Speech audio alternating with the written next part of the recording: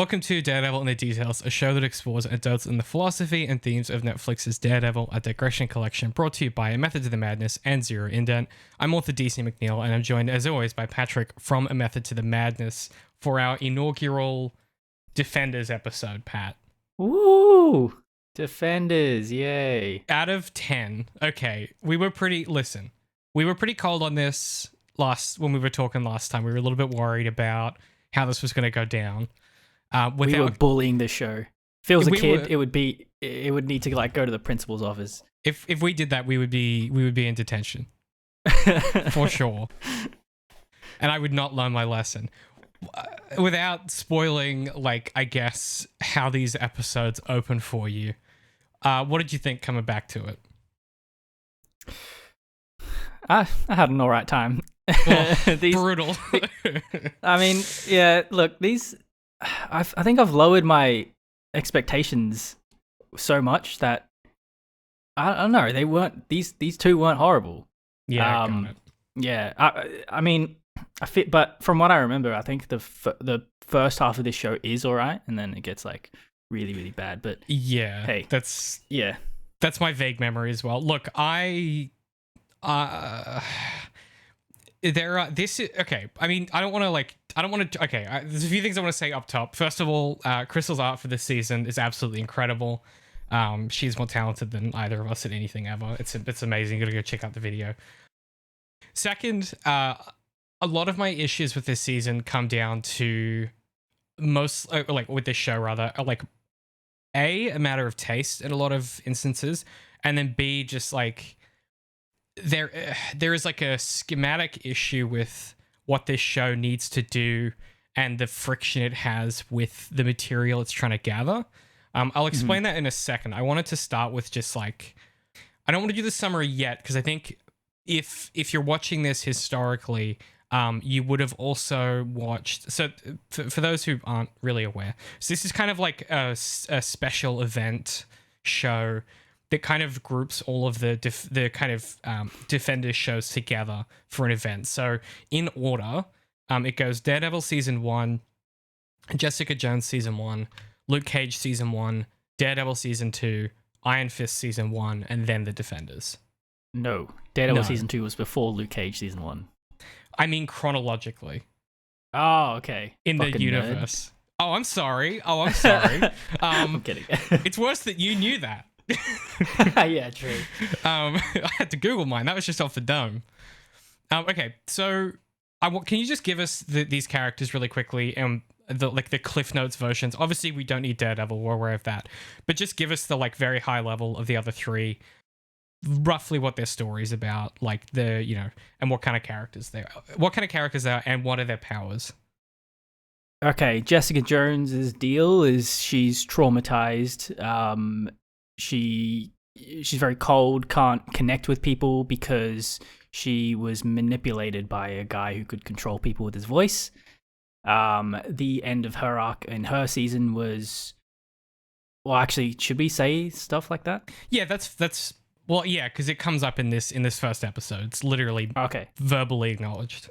I suppose you're right. Okay. At the end of the season, she kills the antagonist because she really has no choice. It is really a very unique situation in which she is forced to actually kill him. And she has to move forward with that fact. That's her sort of struggle that she has to deal with. Mm-hmm. And then, as with all the characters, they somewhat return to a bit of a storytelling equilibrium at the end of their respective seasons, which opens them up for their journeys in this Defenders show. Luke Cage, his whole thing was that he right at the beginning of his show was around the time he got superpowers. He goes back to his old life and he gets embroiled in the Harlem crime scene, which is run by mobsters, and he essentially becomes a symbol of, I don't know, a symbol of virtue in the Harlem, the Black Harlem community. Essentially a hero. Yeah, I don't know. but he has to defeat mobsters who were spreading evil in Harlem. And yeah, I don't really. And then at the end of his season, he goes to jail for some reason. I forget why. But anyway, that's why at the beginning of the Defenders, he's coming out of jail. He basically does a bunch of petty crime and vandalism to take Diamondback down.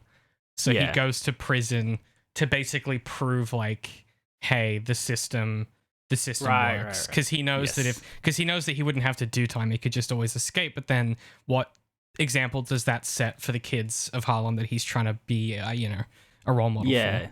Yes. Thank you. Yeah. And Iron Fist, he... God, what the fuck is Iron Fist about? He gets like... He was the son of rich parents. The plane crashes. He gets adopted by like Chinese monks in some mystical land. They teach him kung fu. I know it sounds like some sort of like cheap 70s like action flick. He becomes the Iron Fist, which is like the protector of that setting with the monks. He goes punching a heart of a dragon, I think. Yeah. Is that right? Yeah, that is right. Cool. He earned it. Yeah, is his whole thing. He goes back to New York to fight the Hand because and then Iron Fist was the last of the Defenders to come out, and then that's kind of tries to tie the Hand plot into the larger scope of like all these shows. Yes.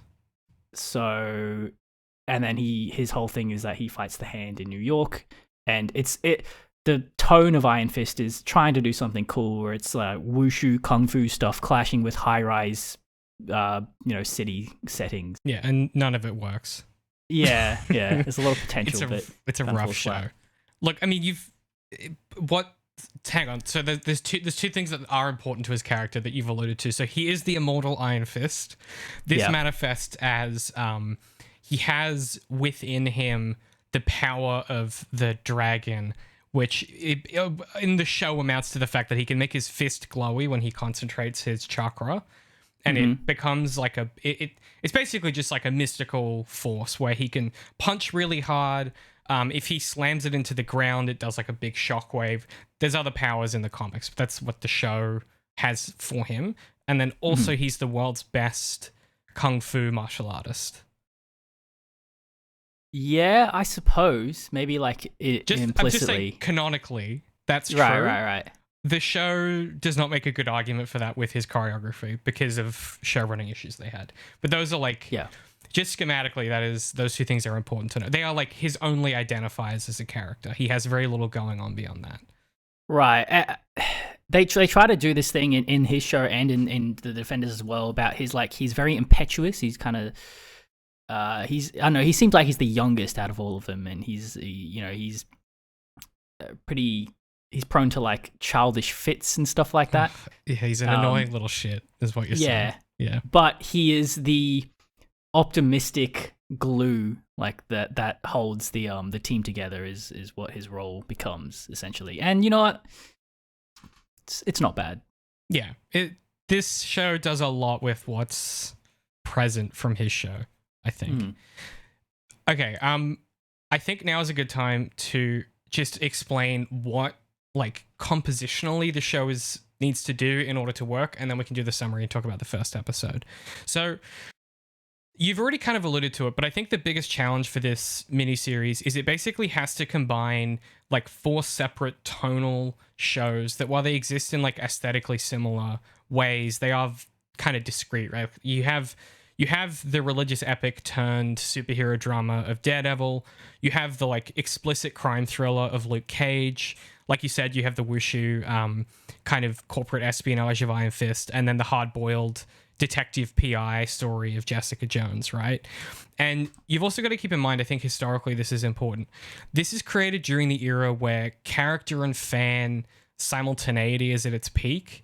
By that, I mean, think about things like the Avengers or Justice League, where the motivation of creating and bringing things together is to have these characters bounced off each other, and the characters react simultaneous to the fans reacting to the changes in the forms of these media, right? This is what dominates contemporary culture. It's all about developing a series of IPs and then having them, you just throw them in a room together and see what happens.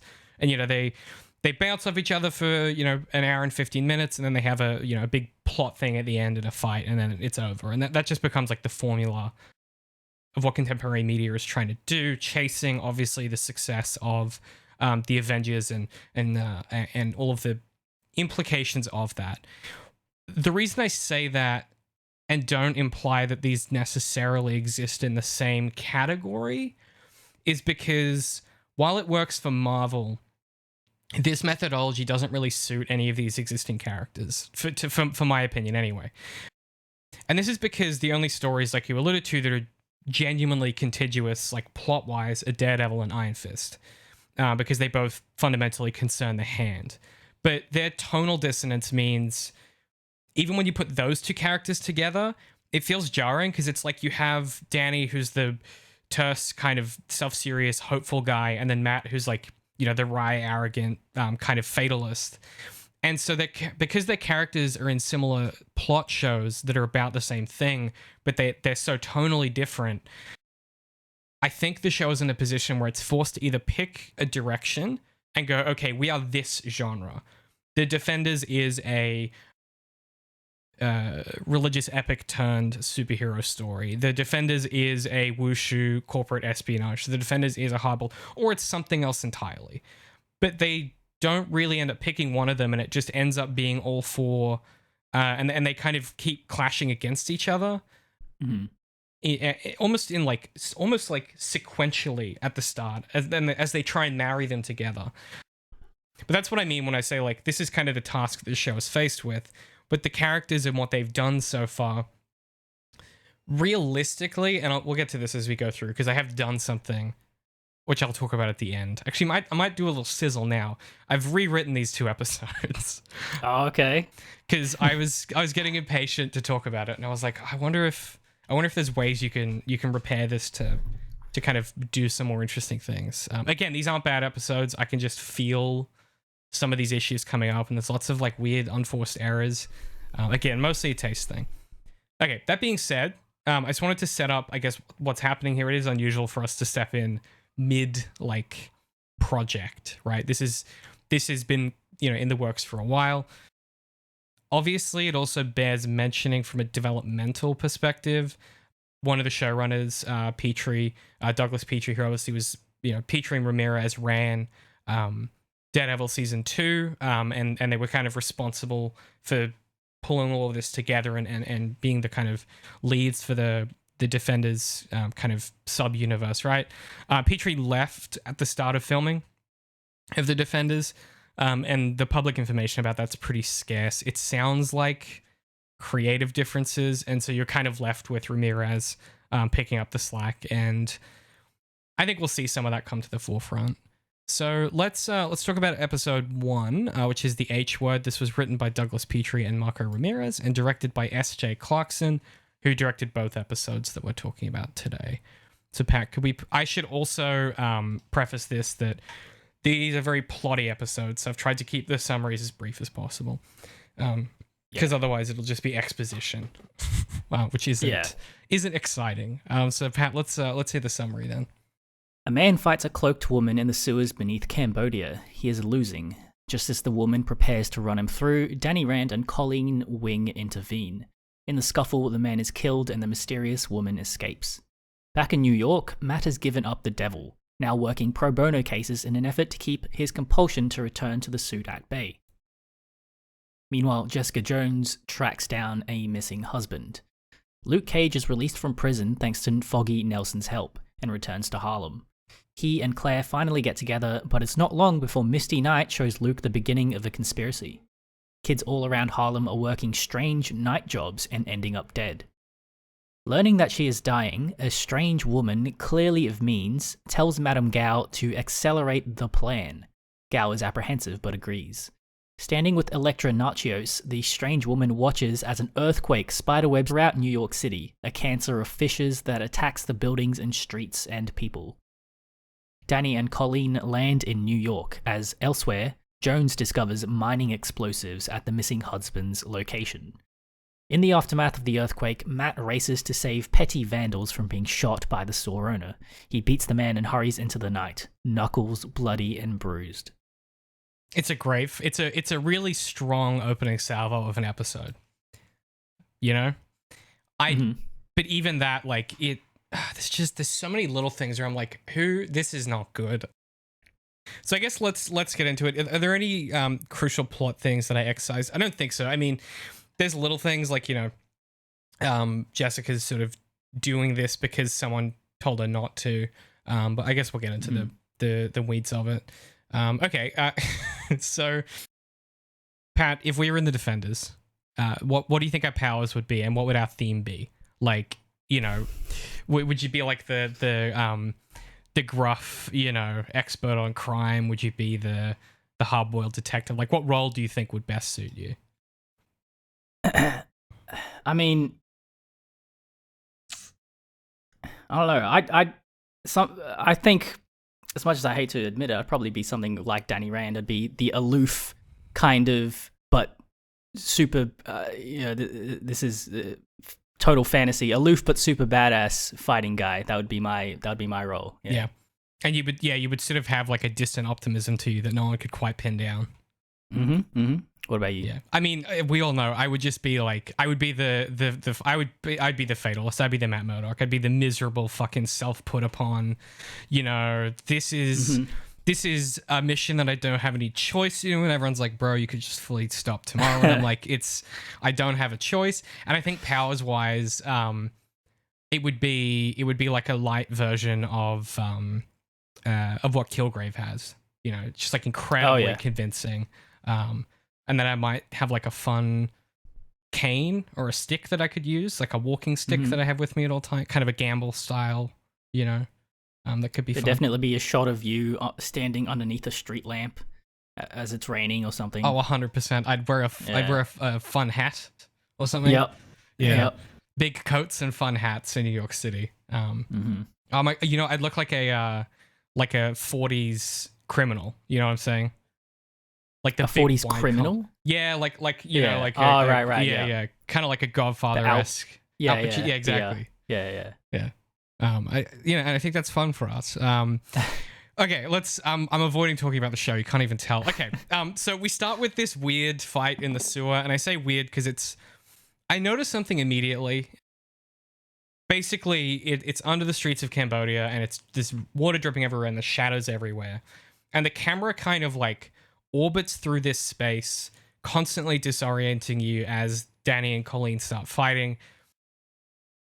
And like, I get what it's trying to do, which is just trying to replicate the sensation of being in this space. But I found it kind of, it meant I wasn't really sure what was happening or what the stakes were. Like, it kind of confused what you're supposed to be focusing on for me. Disorienting is a generous word. I was about to vomit from... Yeah. Especially that fight scene was definitely the worst. There was like maybe 200 cuts in that scene, but after that, it does some little like tracking shots, and it has some like mildly long takes. But they're so unmotivated. They start doing them for everything. Yeah. We'll talk about a few others as they come up. But yeah, I mean, I just didn't like this sequence. It's also a double beat of something that happens later, which I guess we'll touch on when we get to it. But yeah, I mean, so a woman who you're like, who is that? And who I immediately went, oh, I know who that is. Is tracking this guy down. Colleen and Danny are unable to stop her. She kills the dude on his deathbed. He's kind of like, oh, it's your real fight's in New York or whatever, which is the double beat because they'll realize their fight is in New York again next episode. So we'll get to that. Yeah, look, it's not a good scene. It thinks it's far more interesting than it is because my biggest complaint for this season structurally is how they handle Elektra. Because if you're just paying a vague amount of attention, I don't think there's any way you don't realize this is Elektra. Mm-hmm. I think putting her on screen is a mistake. In my rewrite, I'm basically excising her from the screen entirely until it makes plot sense. Like this mystery, this reveal means that everything that happens to do with Elektra when it comes to Matt, when it comes to Father Lantom, Karen, Foggy, all that shit, all of that becomes plot instead of character work, just by necessity of us knowing that she's back. I think it robs it of some of its... You want her to be Moriarty, is what you're telling me. Yeah, exactly. Yeah, but from the good ones, not from... I want it to be like a... well, if this is a mystery story that's all about this conspiracy, I've read a lot of mystery stories and detective stories, and I've studied a lot of them, and you know what the best way to do is? You don't show the person who did the murder so that anyone can be a suspect, right? Like, that's like fundamentally, that's like thing one. You show the body and you don't show the killer. You present a red herring first. Exactly. And this is just like, nah, it's fully her. So it robs it a bit of the mystery, in my opinion. Again, taste thing. I'm sure your mileage is going to vary. Then we go to... So then we get our opening credits. It's like a setup. So it's like, okay, we're going to go back to New York. You know, we have our Jessica Jones sequence where her and her best friend Trish are sort of having a bit of a chat. You know, we open on Jones at a bar and she's like, come on, the night's not over. And he's like, night, and it's daytime. Classic Jessica Jones.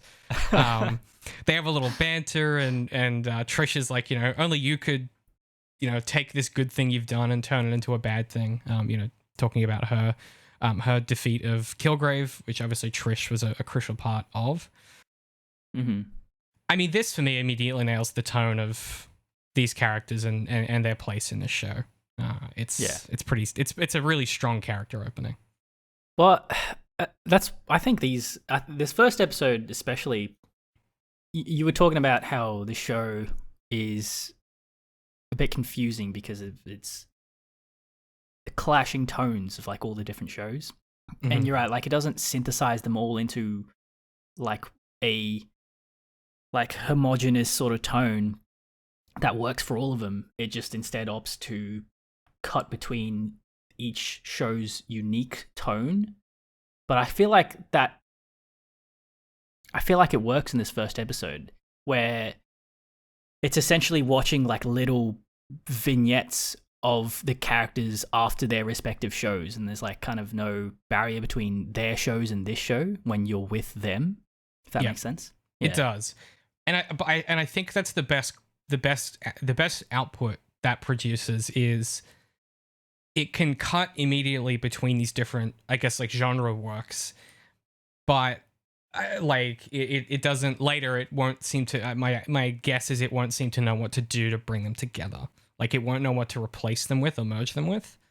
It's like, from what I remember, what happens later. It's like, you know, when you mix every color of paint together and it just becomes black. That's what happens later on in the show. Sounds about right. Yeah. We should also mention too, there's some really cool color palette stuff happening in these first two episodes. You know, Jessica Jones is kind of these purples and these blacks. Daredevil is obviously red. Iron Fist is kind of green, and then Luke Cage is yellow. And they do really interesting slight color corrections and set choices and stuff to reinforce that. It's pretty neat. Yeah. It's subtle as well. Sometimes it's a lot. There's a shot with Matt at the end of this episode where I was like, okay. But for the most part, it's pretty good. Yeah. Man. So Luke Cage is coming out of prison, and the little twister-rooney of this is that it's Foggy who's helped him get out, which is a really great exchange because Foggy is the biggest cornball of all time. Like he's a cheesy guy, and I love him and Luke Cage together because Luke Cage is a different kind of cheesy. Yeah, they have this really good exchange where you know he goes, oh, you know, Luke Cage calls him Nelson. He goes, oh, people call me Foggy. And Luke Cage says, and you let them? It's great. Really 10 out of 10 character dialogue. It's excellent.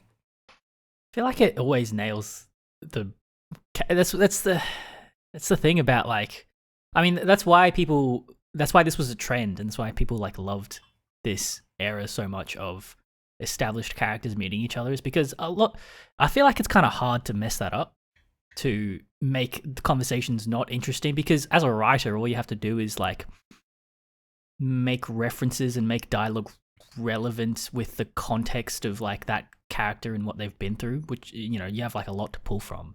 Yeah. And, you know, you just find similarities and parallels between the two characters conversing. And so, yeah, you know, what you just said, the writer's probably like, these two characters are corny as fuck. Let's give them some corny as fuck dialogue. Yeah. And it's a easy, but it's, you know, it's fun and compelling, and it consistently is throughout at least these first few episodes, when all those characters from the different shows meet each other. It's the best part. Yeah, I mean, and that's sort of what I was alluding to before. Like, this is the reason this becomes the trend for, like, you know, at least at like a meta level for media moving forward, is because it is fun. And you can sort of you know, you can kind of do the forensic work to trace this back to, obviously, like, you know, the outputs of Tumblr, and, you know, your SuperWhoLocks, and, you know, your Homestucks and Undertales and things like that, and the ways in which kind of the internet kind of progenerates its own version of this, that then companies just go, oh, what if we just made the thing that they're all talking about in the comments anyway? And that just became what media is, and now it's terrible, because no one knew when to stop. But yeah. Sorry, you said something that raised some bells. SuperWhoLock? Dare I even ask? Yeah, there was this trifecta of fandoms of Supernatural, Doctor Who, and BBC Sherlock. Right. Like, is it like this actual? Is there a meta, as you called it, of SuperWhoLock fan fiction? Yeah. Okay. There's a lot of it. Yeah, that became. Wow. It was really in vogue, and then it became really cringe, and then it kind of came back around to being kind of okay, and then everyone went, "Hey, Doctor Who is pretty cool. Supernatural's pretty cool, but these Sherlock fans are gross motherfuckers." And it really broke bad for them in an interesting way. Oh, damn. So it was a lot of like, if you like Sherlock, then you probably hate women, which I don't think is like an inaccurate assessment, because boy, that show got some problems. But you would know about that, because you would have, you know, if you're listening to the rest of this feed, it's all in there, baby. You can hear me and Darth lose our fucking minds for a year and a half. Yeah, we'll come back to that a little bit at the end of this, because what's kind of interesting is we already noted this with Daredevil, but these are far more adult shows than like what's popular, and I think just because it's Netflix, they get away with sort of being a bit more directed like that. But certainly more so than the mainstream MCU at the time, and even the kind of self-serious mess that Zack Snyder is doing. As much as these shows are less serious, they're far more mature and interested in like complicated topics than the other stuff. Until you kind of, I guess, like get over the hump of Marvel's Phase 2, that's when you start to get a bit more of the stuff that we're seeing here projected back into the main kind of machine that is the Marvel apparatus. I mean, look, and then next we get a pretty good, we get a Matt introduction with some really strange camera work. This is where I was saying that I don't know what. I think they just might have bought a rig that orbits really well, and they were like, we've got to get the most out of this, because it's a one take, and it's not just orbiting in the way that like Daredevil does slowly to build tension. It's swinging. Like, yeah, are you talking about the courthouse scene? Yeah, the courthouse sequence. Yeah, very odd. Yeah, I didn't notice, but now that you're saying it, I guess it does. Guess it is swinging a lot. Yeah. It's just it's very quick in a way that Daredevil's never really done with its camera before. It tends to be really slow. True. The TLDR basically is that he's working on a case for this kid who's been injured by faulty building materials that it seems like the construction manufacturers knew about.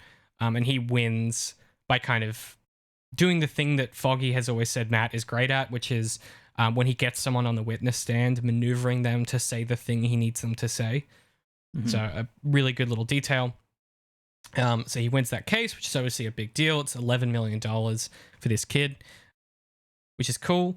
Karen shows up on the way out because she's reporting for the paper, and they have a little exchange where she's like, hey, do you want to go get coffee? And he says yes. And then he has an exchange with this kid that is really interesting, and probably the first thing that made me go, this show kind of knows what it's doing. The other, stuff before this is good and fun, but this for me was like, okay, interesting. So Matt goes up to this kid, right? Who's potentially paralyzed from the waist down for the rest of his life, and he says that money is really going to help your parents, but for you from here on out, it'll only get harder. You're only at the 1 mile line of the marathon. Everybody's going to tell you how to feel. Your doctor's going to tell you to stay positive. Your family's going to tell you not to feel sorry for yourself. Your therapist is going to tell you not to feel angry. I'm already angry. At who? Everyone. I just want my life back. Your ability to get through it as it gets harder is 100 times more powerful than slapping a smile on your face. No one can give you your life back. You got to take it back. It's an interesting kind of maneuver from Matt. Obviously, he's trying to help this kid and be like, hey, you need to fucking get in touch with the real world, right? But the other thing that's happening is this is a different sort of thing than Matt would have said before the end of season 2. How so? What would he have said? He says, particularly around this, his conclusion, right? No one can give you your life back. You got to take it back. For the majority of season 2, he kind of has acted and was presenting himself as if his life is sort of unfolding before him, and he has no choice but to indulge the inner nature that he truly is, which is, Daredevil, which is being with Elektra. Mm. And on the other side of this, having hung up the cowl, having, told Karen who he is, he now comes through with this philosophy of no one can give you your life back, you have to take it back, which is exactly what he is trying to do. Yeah, it's also it's also what Stick didn't teach him to take his life back. Stick taught him to fight the world. So even this is like sort of, I guess, ideologically discrete from the version of this that Stick gives him, which is like, Stick's version of this is don't be a pussy. But Matt is, I think, thinking a bit more, schematically about it, right? Which is, you're going to have all these different people telling you all these kinds of things and what to feel and think. The only thing that matters is that, like, you harden yourself for this, and you take it back. Like, you're in charge. No one else is going to do that for you. And that's new for him, I think. Right. Yeah, it's not, it's more of the side of Matt going to confession rather than Matt learning kung fu. Yes. Is what he's trying to pass on to this kid, yeah. Exactly right. Yeah. Which is notable with what this show does and doesn't do with religion. Oh, boy. What do you think of the Karen and Matt vibe?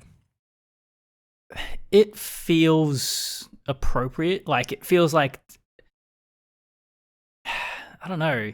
I would have liked it to be a bit messier between them. But there's just not time for that in this show. So their dynamic is, as he says, like they're, figuring themselves out. I don't know. It's appropriate enough. Yeah. Yeah, I dig it. That you've absolutely nailed what I've written down. It's not messy enough, but I guess when would they have the time for it to be messy? So yeah. I mean, the way that I've rewritten it, it is messier, but it's not the focus of it. Yeah. But yeah. Okay, so and they basically agree to go get coffee, and then we cut to fucking Danny Rand again, having, I don't know, it's like a vision, and then you're like, oh, this is probably a dream, and it's all of these dead people, presumably from the monastery that he failed to save in Kung Lao because he left. And then you go, fuck, what happened in Iron Fist? And then you go, this probably isn't that relevant. And this really reads to me as... I think what they're trying to do is show us the relationship and what binds Colleen and Danny. And I think for both of them... they're on the plane. And they have this little exchange that I think reads their characters out really, really well, which is they're both these two people who failed their respective organizations and just feel an intense amount of guilt over it. And they sort of circle each other's feelings in that way where, Colleen pushes Danny to be honest with her. And Danny doesn't, it's not like he relents and, tells her the truth. he tells her the truth because he knows that she gets it. Like, there's a really good unwritten understanding between them that I think is probably the most interesting thing about honestly Danny Rand, like, is his relationship with Colleen Wing. And it helps that the actress here is doing a phenomenal amount of heavy lifting. Particularly... Wait, so why was he apprehensive to tell her if he knew that she would get it? It's like a trust thing, right? Like, he just can't... There's still that, like, trauma, right? He was just thinking about how he got everyone killed. He's still in that, like, trauma kind of trust loop where you go, well, it's my fault, and if I say it out loud, this has the potential to hurt somebody else, right? Okay, yeah. I don't think it's that well realized, but that's if you were to kind of explode this out into, like, what are these characters and their relationship that we've seen so far, that's my best estimation. Yeah, I agree. Yeah, that's something we forgot to mention, is that Colleen was, like, unknowingly a member of the Hand in Iron Fist, and then she, like a Scientologist, she defected, and it was a lot of effort. Yeah. And I will talk about this a little bit later. One of the outstanding characters in this show really makes you go, why wasn't Iron Fist about her? Anyway, it's choices, you know? Yeah, I mean, I don't really have anything else to say there other than that dream sequence was a lot. I guess that they communicate what they want. They don't have the exchange here about the sword. That's later at the apartment, isn't it? That's after the earthquake, where they decide to go to the workshop. That is later. I think that's in the next episode. Yeah, okay. Yeah. Then we've got Jessica Jones is going back to her apartment, and there's a mother and daughter who are like, hey, you know, John, the husband, is missing. And Jessica Jones is like, he's probably just cheating on you. Fuck off. Like, leave me alone. It's a really good characterization. And then she gets a phone call the second she walks into the office that's like, that's like an early 2000s vocoded voice, which is like, Jessica Jones, don't investigate John Raymond. It's pretty funny. And then, obviously, because it's her, she's like, well, now I have to investigate him. Yeah. You know, so one might question how this happened, and I bet this was like a reshoot, rewrite, because there was probably another scene that, like, this just feels to me like a quick band-aid, because fuck, it's weird. Yeah, I was going to say, it is a bit weird. It's just convenient. You might be right, yeah. And contrived. And it's the kind of thing where you're like, well, we didn't get coverage for this thing, so, you know, a writer quickly did a punch-up on the day or something. Then we cut to Luke and Claire getting together, which is really great energy. It's fun. We talked about this a little bit, I guess, but my kind of general take is that I don't know how they do it. I think maybe it's just like maybe it's the actors, maybe it's the characterization, but they feel like a way more suitable couple than Claire and Matt, or Jessica and Luke. And I think a big part of it for me is like, he treats her as an equal in like almost every way, in a way that like Matt doesn't. You know, Matt kind of like, he sort of stands beyond humanity, and Claire is like a component part of his tool set. Yeah. You know, whereas I think, that their relationship feels a lot more fully realized and like it's a thing that's going to last, right?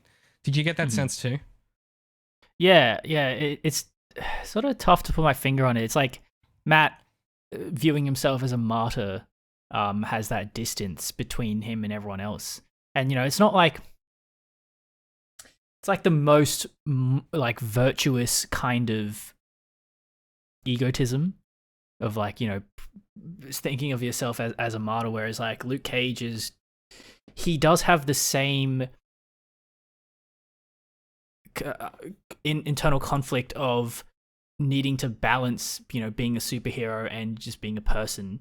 But the difference is that he doesn't have that struggle of he doesn't struggle with being sincere and open and honest. Mm-hmm. You know, he's quite down to earth, which is what Claire's problem was with Matt. So yeah, he has both feet in the couple. Both feet in reality, whereas Matt always had one somewhere else kind of thing. Yeah. I think that's also like a big part of like, you know, at like a allegorical level, that is also a part of like Matt's Catholicism and the way that influences the way that he like conceives of ideology and rhetoric in the world. Like, whereas I think Luke just lives in reality because he's never had a choice, right? Because he grew up in fucking Harlem. Like he's dealing with real shit while Matt is busy opining about damnation and stuff. And he's just got to get on with the day. But interestingly, Luke Cage is also religious. He's I don't know if he's Catholic, but he's definitely Christian. But I think he's like default American religious, where it's just like you are because it's the. I don't think it's like a particular. You know what I'm saying? Like it's a different vibe. Yeah. But his dad was a preacher, which you learn in this show, which is interesting. Which is why I think there's interesting points of tension between Luke and Matt that could be explored, say, in like a fan fiction for season 4. Potentially in this prospective season 4 script. Oh, interesting. We should say too. I don't know if we mentioned this or not. I think it was in the summary. So they get together, and he's basically like, you know, tell me about the neighborhood. Like he's basically trying to get back on the hero game. And before Claire can really push against that, Missy Knight turns up.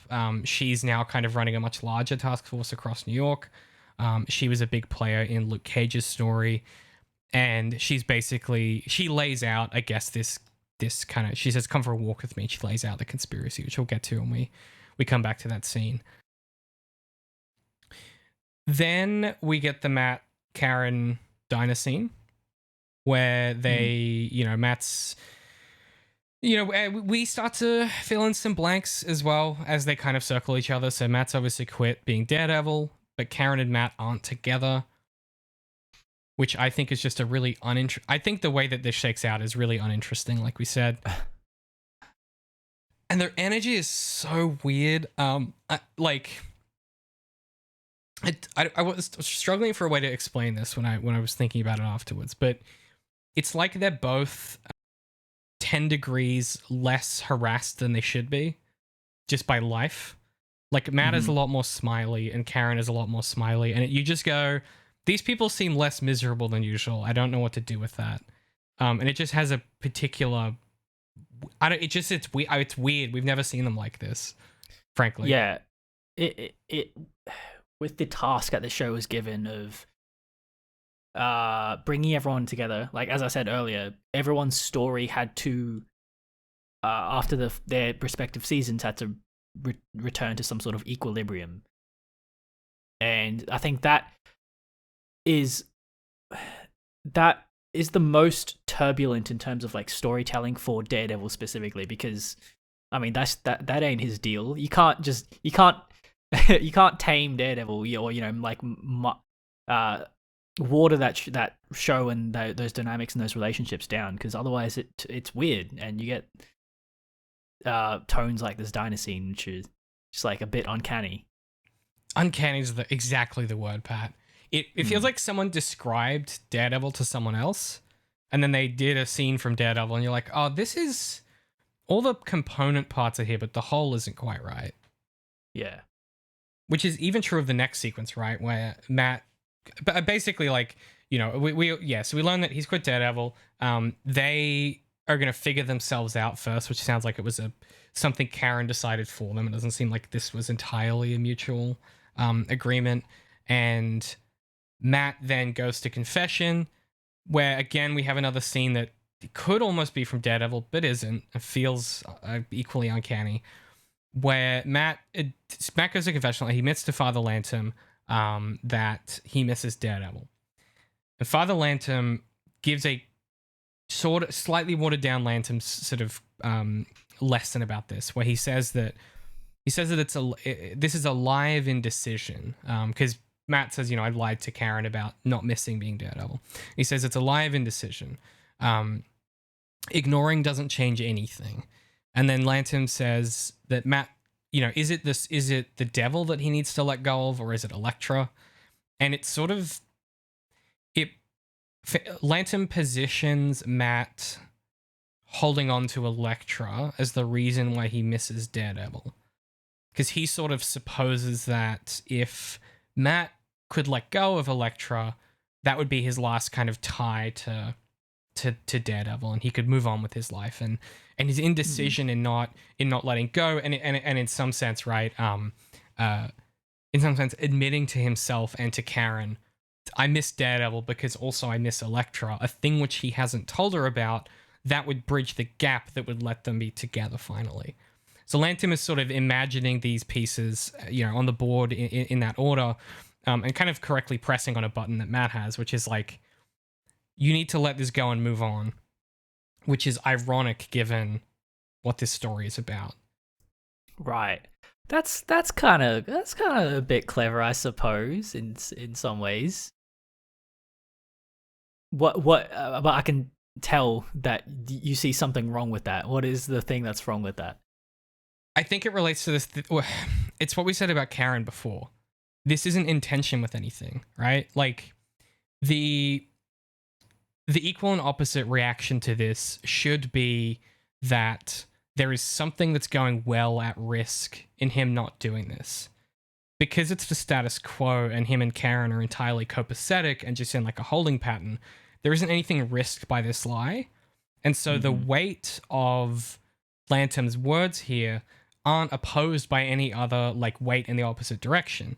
So instead of us going, oh, but if he does this, imagine that Karen and Matt are starting to get together again.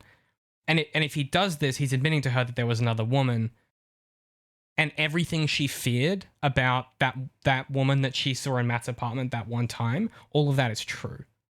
Yeah. And that would have the potential to ruin the relationship, and she could step away forever. And so then there would be a risk in him, acknowledging that and being honest with her. But here there is no risk because the holding pattern remains the same.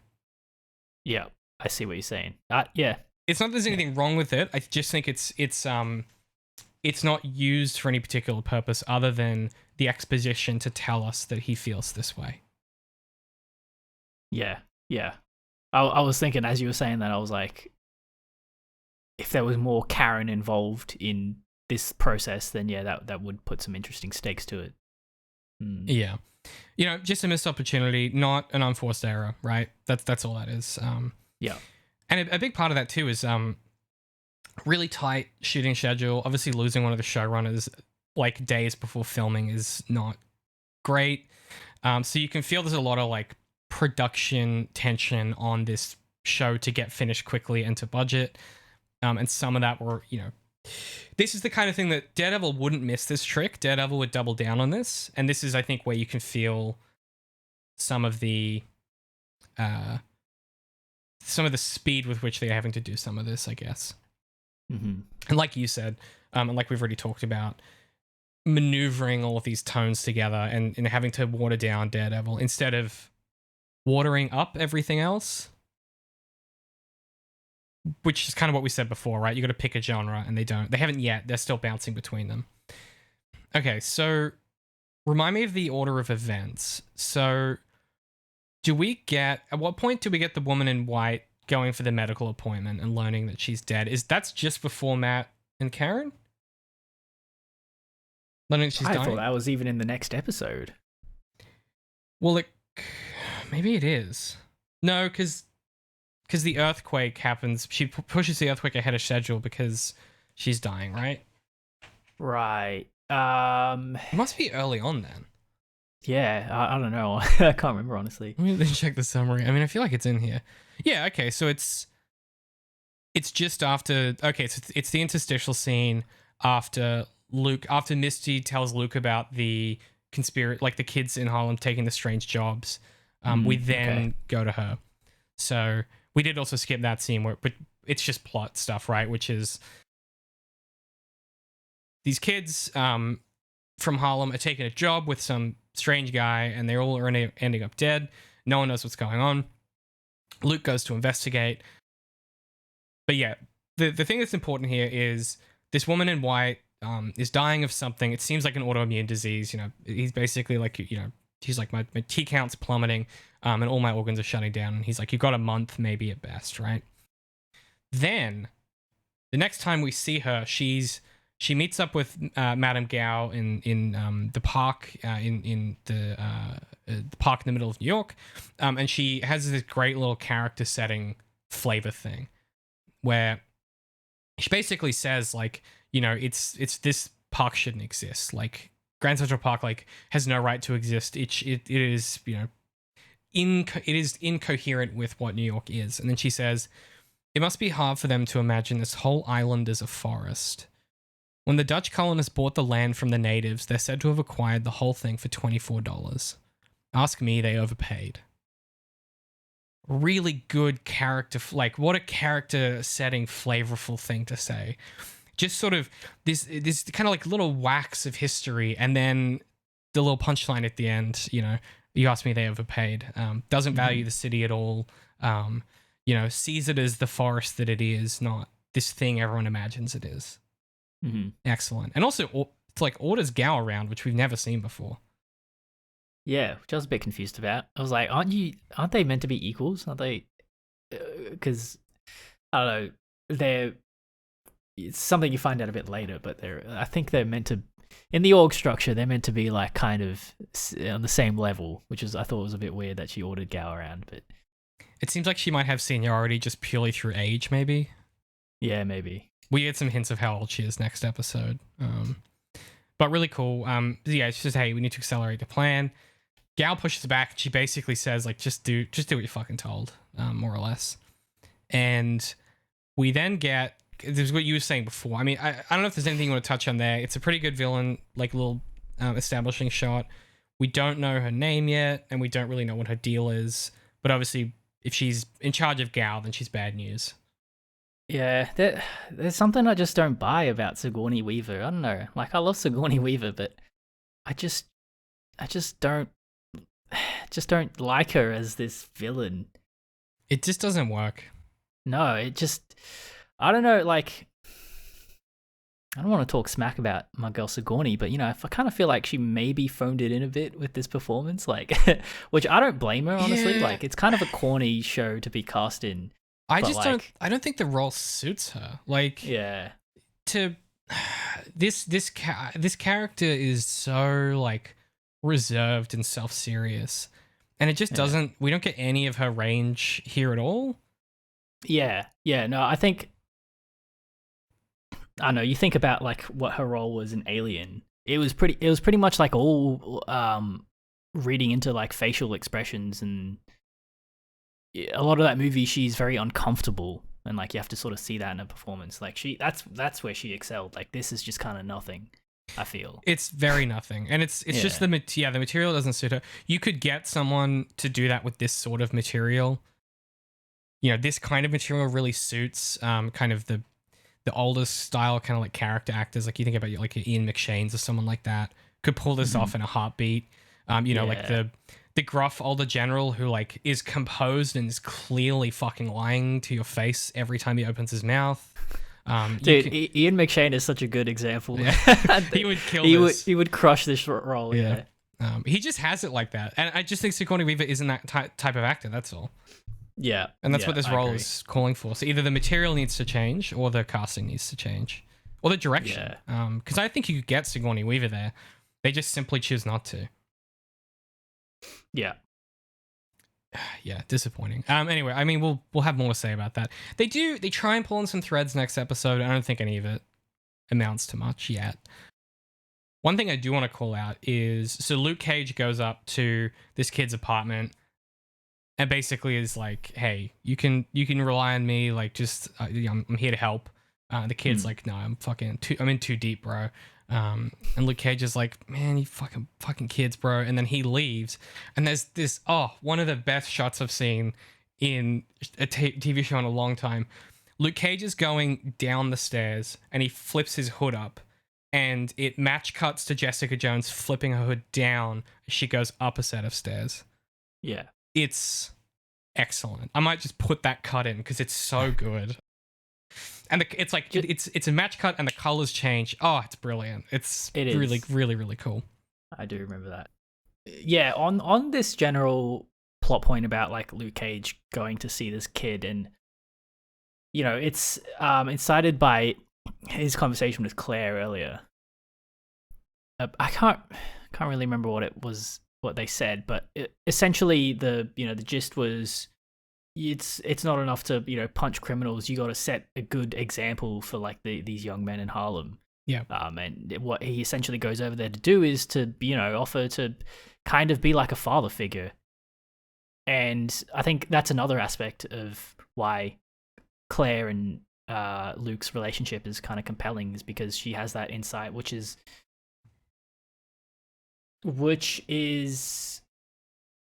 like the very logical and compelling next step in Luke Cage's arc, like of what he should do as a hero. And it's a lot of what that his own show is about. It's an interesting like superhero move to just go to some kid's house who's into crime and be like, hey, and just offer like to be emotional support. Like it's a good conceit, I think. Especially opposed, like I put in opposition with Danny Rand, who has the emotional range of a teaspoon, Matt Murdock, who sits outside humanity, and Jessica Jones, who can't trust anyone or offer any vulnerability or like softness to anybody ever. The big dude is the one who's like, hey, if you need something, you just let me know. It's a really elegant maneuver. I like it. And it kind of it's not, this isn't foreshadowing, but it jives with where he ends up at the end of the second season, which I won't spoil, but yeah, it's I like it. It's great. It's really great stuff. This show never misses when it comes to Luke Cage. Yeah. Honestly, Luke Cage is pretty underrated. Hard to miss. He's an awesome character. Also, those shows are so good. Oh, the way that anyway, it's fucking awesome. Yeah, so we then get Jessica on the other side of the match cut. Jessica Jones is going to this dude's apartment, Raymond's, and she breaks in using her super strength and discovers just an industrial amount of mining plasticine explosive.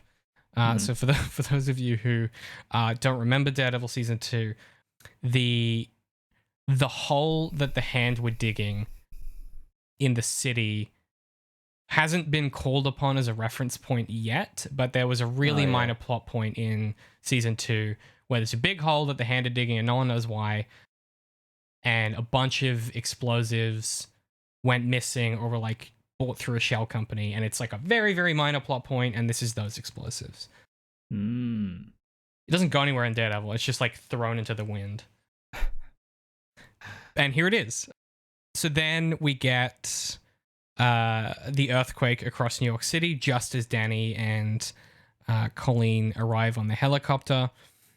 And we kind of go, and it's Gal, the woman in white, and Elektra watching this happen. And presumably it's whatever they're doing related to the explosives. The show hasn't made that explicit, but you can make that inference. And then we get it ends with the revelation of this earthquake, basically. So the reveal of Elektra being alive here, I think, is like, I've said this already. I don't like it. I think the fact that you see it in the opening shot is a mistake, and I think it being here is a mistake as well. Just from my mind, unforced errors. This reads to me as quick. Show them she's alive so that they know there's something that they're interested in. Like, this is just, it feels very kind of cynical to me. By unforced errors, you mean just at the very like foundation of like these ideas that there's something wrong, and then is that what you mean? When I say unforced error, it's like, okay, you're setting up let's say, for example, in this scene, you're setting up the reveal, and the reveal should be like, okay, they've done a big time earthquake. This is going to be a problem for New York City. That's the thing that you're focused on. And then the unforced error is like, also Elektra's here. And it robs both moments of their significance, because you instead are focused on the stunt reveal over the earthquake, but then the stunt reveal is supposed to be because she's working for the people that are doing the earthquake, So then it detracts your attention from going, well, hang on, why are they doing an earthquake? And how does Elektra know these? Like, it conflates what the scene, instead of being multi-purpose scene work, it's like 3 ideas for a scene that all happen at the same time. Mm-hmm. And for me, it just muddies all of those elements. I guess it's maybe writers like playing with like, you know, multiple strings and then just like scrunching them together and being like, yep, see, we tied it together. Yeah, exactly. Yeah. Which again, so many reasons why this happens, but for me, that it just doesn't work. Now, I think I fucked this up in the summary because I keep transposing it in my head. Does Matt do his thing at the end of this episode or at the start of the next one where he goes and does his big parkour stuff? No, I think it's at the end of this one because, okay. Yeah, it ends with like a shot of his face, I think. Yeah, Cuts to okay. black. Yeah. Yes, okay. I keep transposing them between the episodes for some reason. Okay, so yeah, this all happens. Matt basically goes out and does a big time parkour to catch up with these kids who have stolen some shit from a store. The guy running the shop has got a shotgun. He's going to shoot him. And Matt does his thing and beats the shit out of these guys. And it's a real, like, and he's like shaking and panting. Like, it's a real junkie moment for him, I think. And yeah, he zips off into the night, freaking out. It's just a kind of funny scenario to me. Like, an earthquake happens, and then a shop immediately gets looted, and then the shop owner tries to kill these people with a shotgun. Like, it's bizarre. I mean, it's very uniquely American. Yeah, it's very American. It's very New York, and it's very like could have done anything. Yeah, like, I don't know. Like which I think is what makes it interesting. He's saving the life of these vandals from the store. Like, these guys are criminals who he's saving from a guy with a shotgun who is just trying to get his stuff back and then goes too far. Like, this isn't a situation where like DareDevil necessarily needed to intervene. This isn't like an innocent woman who, you know, is being attacked in the aftermath, or a kid being attacked in the aftermath.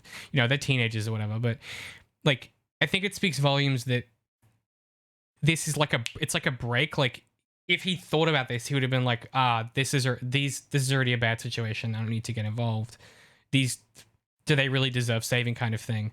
I think the second it gets into his head that he could do something about it, he's powerless to stop himself. So that aspect of it's interesting to me, that he's saving the life of these fucking vandals.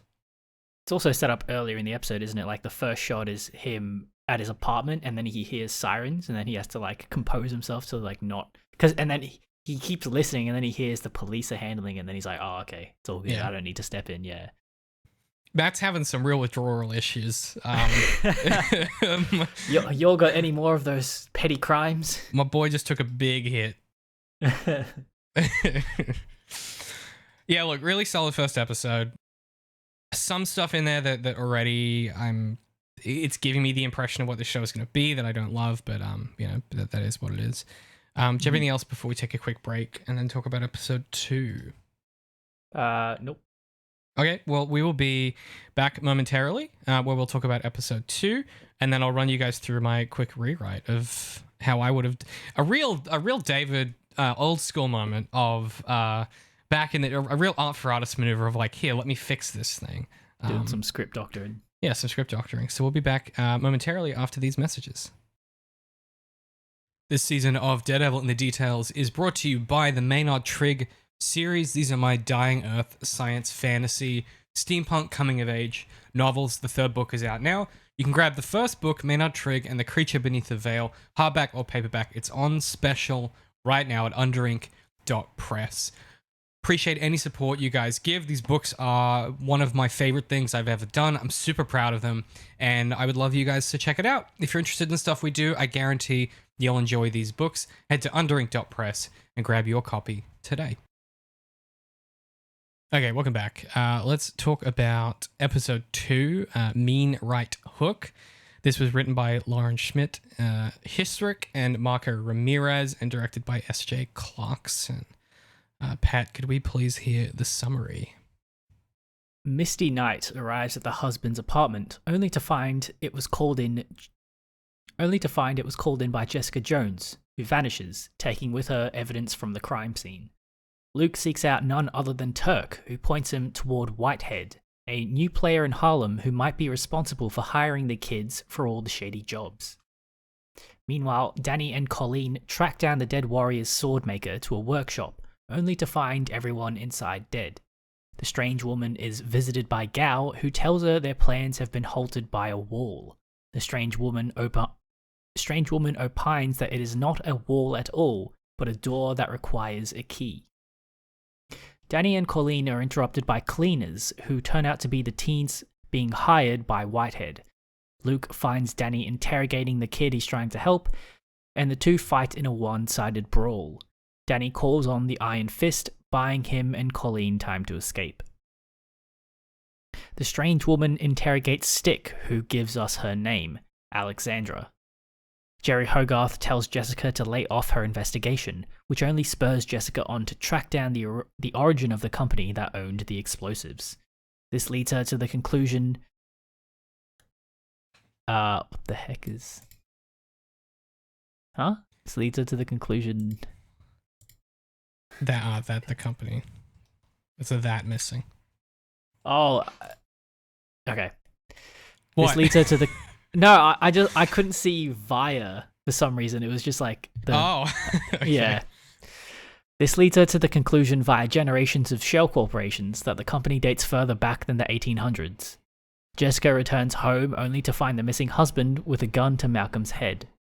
Before any resolution can be had, Elektra storms in. The husband shoots himself rather than face Elektra, and Jessica pursues on foot.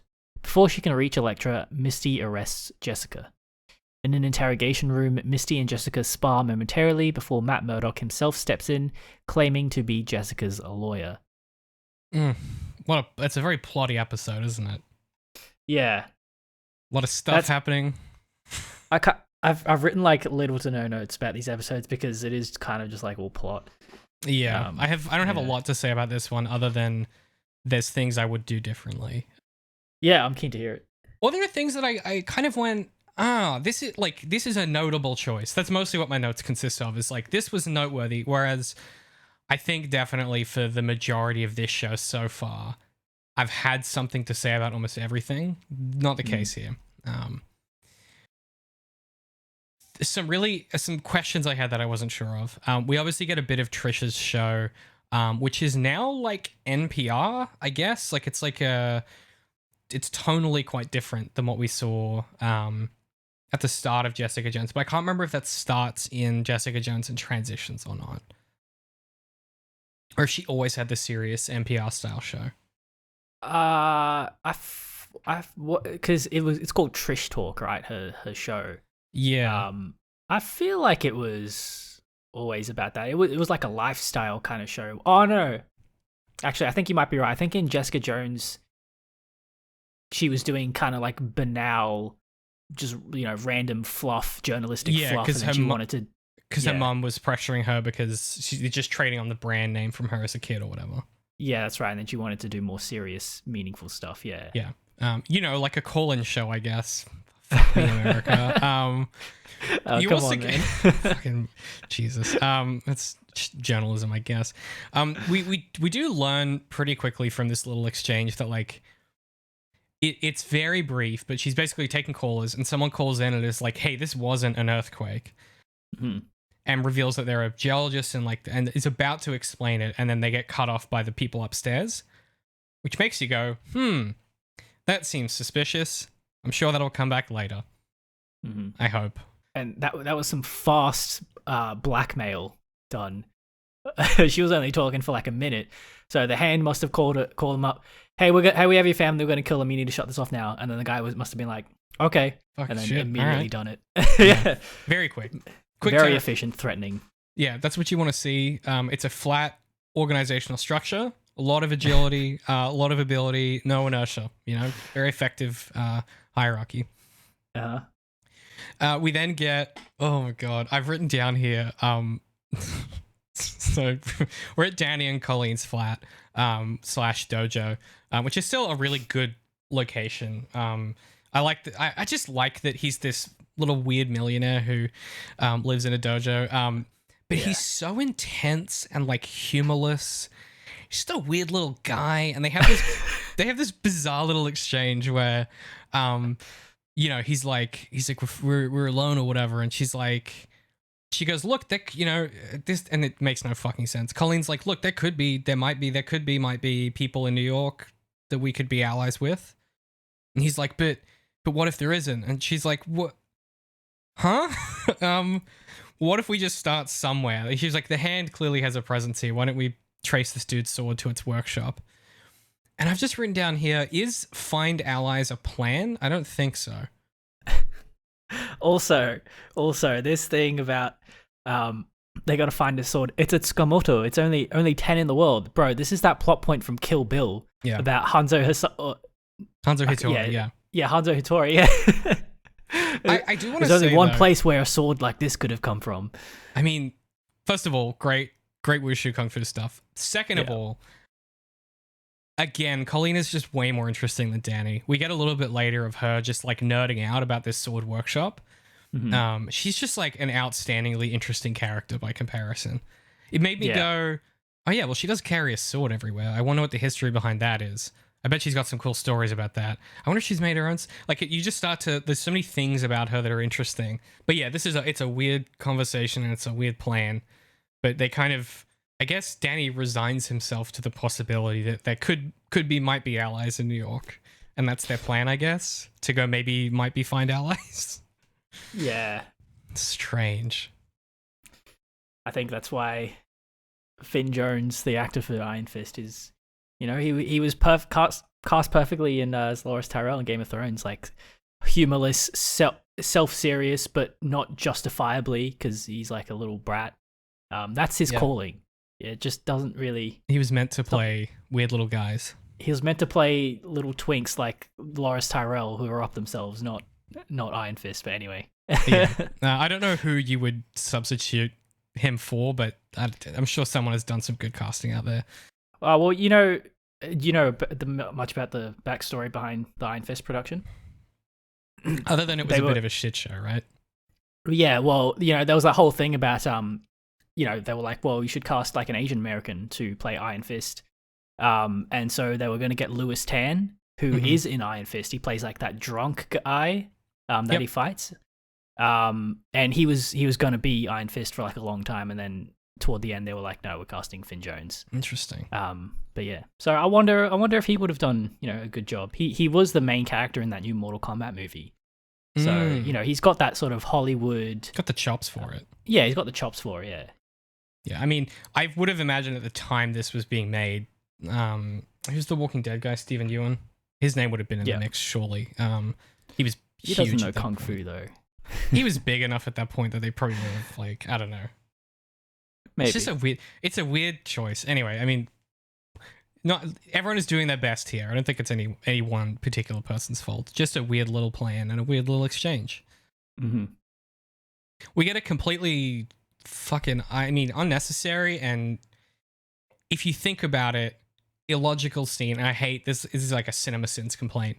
Matt is like clearly, he's back at his apartment. He's freaking out, and he opens the cabinet to look at the Daredevil suit. And my Cinemasin would be, he's blind, he can't see it. Why does he do this?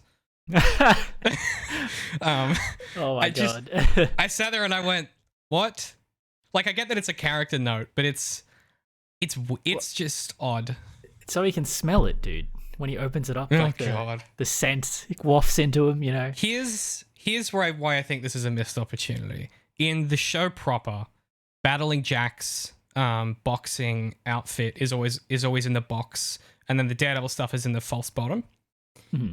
If I were to rewrite this, I would have had him touch his father's boxing attire and be thinking about battling Jack Murdock and the devil. The Murdock boys got the devil inside them. Call on those pieces of imagery, right? Because then that's a sense memory for him, is that silk. Because if you remember when they're kids, Matt touches it and he's like, oh, it's softer than I thought it would be. And his dad says something funny.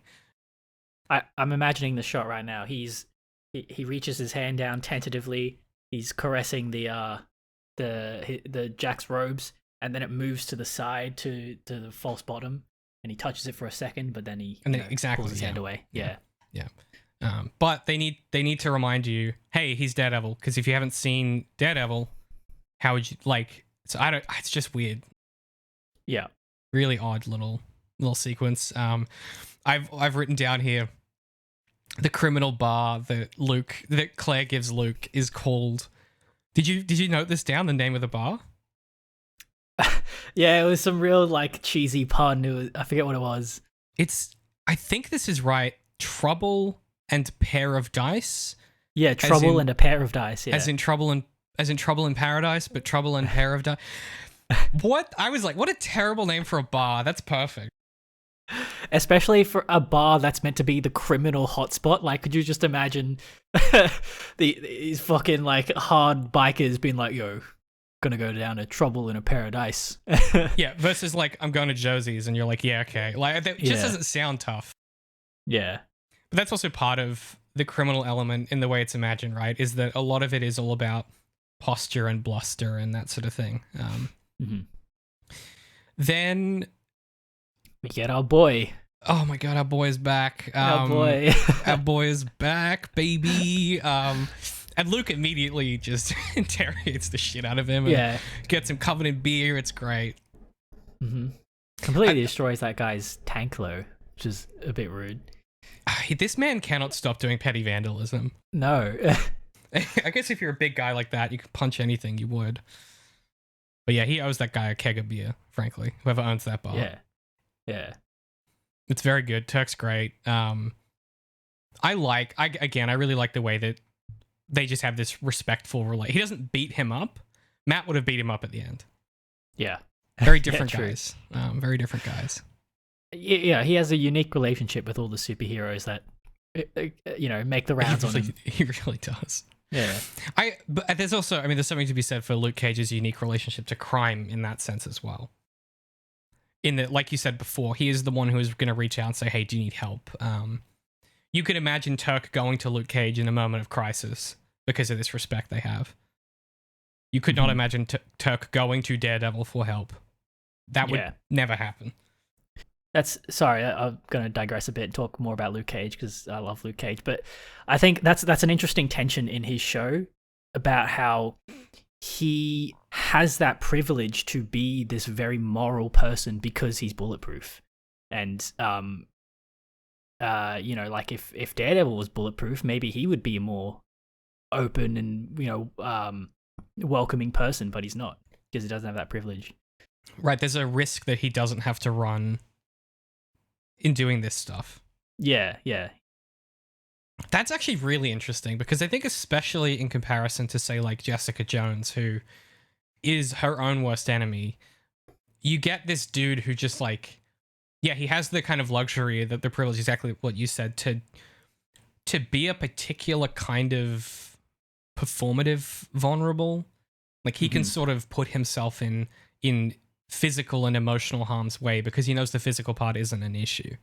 Yeah, and so he can just focus on being like this very emotionally intelligent person. Yes, and it's a cool and unique, struggle for a superhero. Honestly, yeah, it's part of what makes the Invincible comics really good as well. When you get into like the later stuff where it's like, if you have a person who like can't be hurt unless you've got like a god level enemy who's gonna throw down with them, what does that do to like what your priorities can be? Like, where do you end up spending your time improving yourself, and what does that look like? And there's some really good imaginations of that in Superman for Tomorrow and comics like that, where it's kind of like, what does it mean when you can just hone yourself into this like moral absolute, or it's more like, I guess, like an ethical absolute. And what does that mean for how you can sustain relationships with people that don't have that privilege?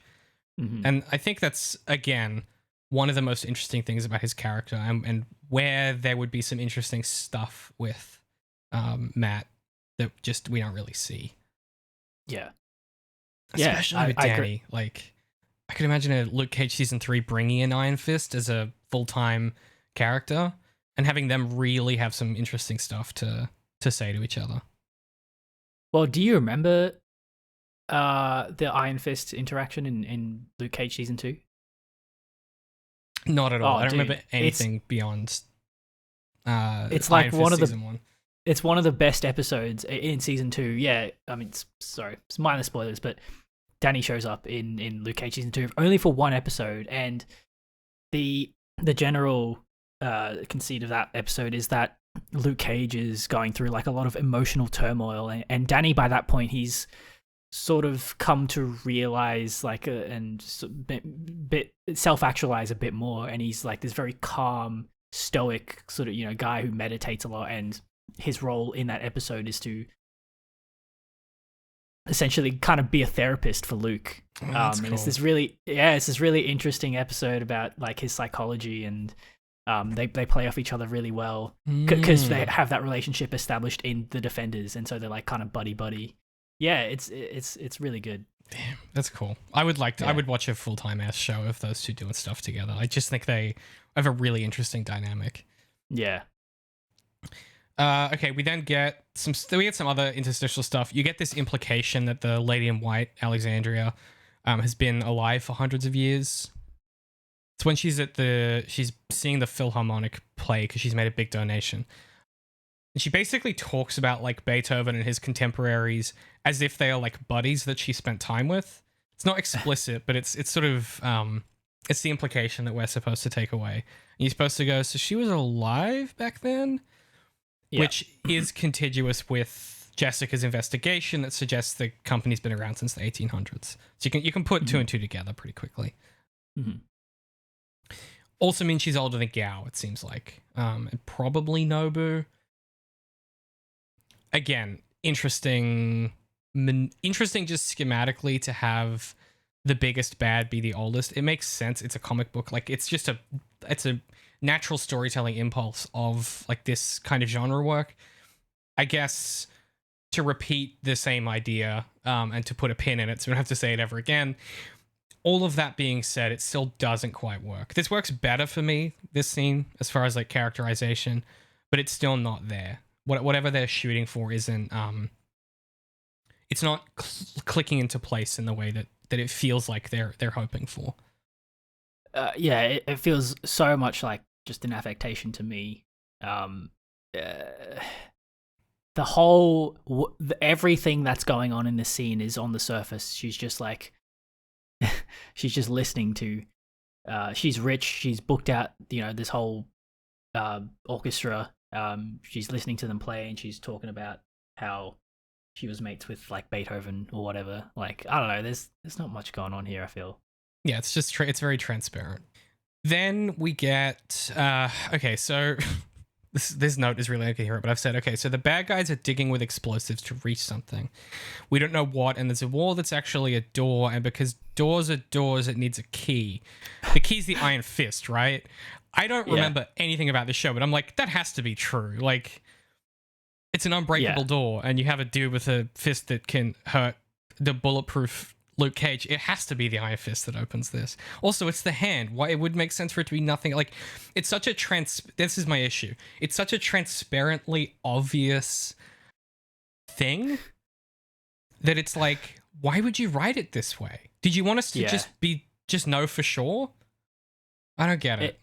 Yeah, it's really fucking contrived. It's also like revealed in a really goofy way as well, where Madame Gowan's like, it's a wall, and then but there's something behind it, and then Alexandra's like, well then if it's a door, isn't it? If there's something behind the wall, and it's meant to be opened. Literally, the way I've written in my notes is how the show does it, where it's like, yes, well, it's a wall, but then, well, if there's things behind it, then it's not a wall at all, but it's a door. It's like, well, no, walls have stuff behind them too. Behind this wall, I'm pretty sure there's some copper. Yeah. Somewhere the internet comes in somehow. It's rough stuff. Let's not dwell on it. I just think it's bad. It's just not good. It's not good dialogue. It's not particularly motivated. It's not very well layered. You just kind of go, okay, sure. Can't wait for them to manipulate the Iron Fist into punching a wall, I guess. Oh, dude, I do remember that bit. It's goofy as hell. Let me just say right now. Great. I mean, he's a little freak. They'll just get him angry and then do a bait and switch and he'll punch it by accident. Like, you could write this shit in your sleep. Fucking lazy. That's pretty much exactly what lazy. happens. Lazy. Okay. Matt and Foggy grab a beer at Josie's, which I just thought was a strange choice. I think it kind of undercuts some of the end of the previous season with Karen and Foggy paying their tab and moving on. Yep. Especially if that's supposed to be like the Nelson Murdock era and the DareDevil era. Just like, again, this is what I mean by like an unforced error. Like, there's nothing wrong with them doing this at Josie's, but it just feels like a mistake.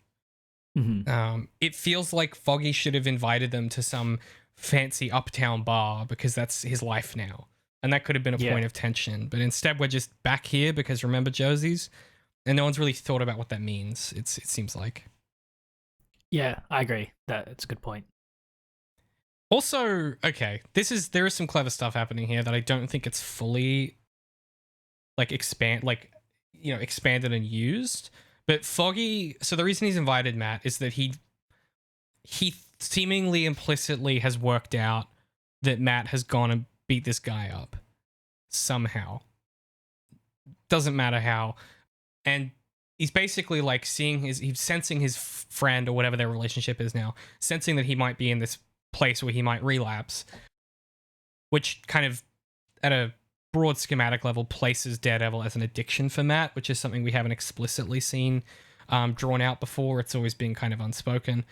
And then we get Foggy offloads a bunch of pro bono cases to help Matt. It's like avoidance, right? Don't do that drug, do this thing instead. Mm-hmm. And this is interesting to me because I think this maneuver almost works, but they don't quite double down on it. So this appears to be a lie from Foggy, at least in some capacity. Because, so Hogarth tells Foggy, hey, Jessica needs to be protected, but it needs to be way the fuck away from us. We can't have anything to do with it because the feds are involved.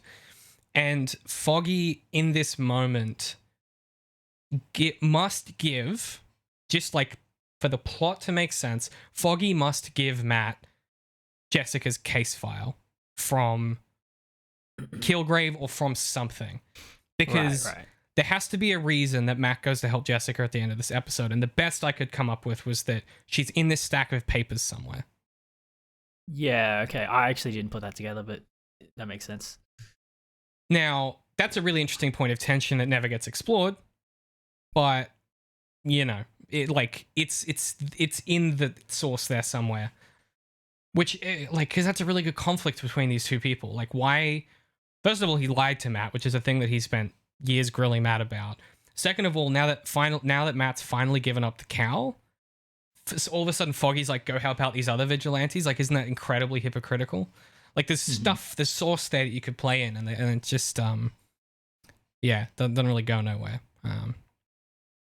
But anyway, they leave amicably enough, and Matt takes the files.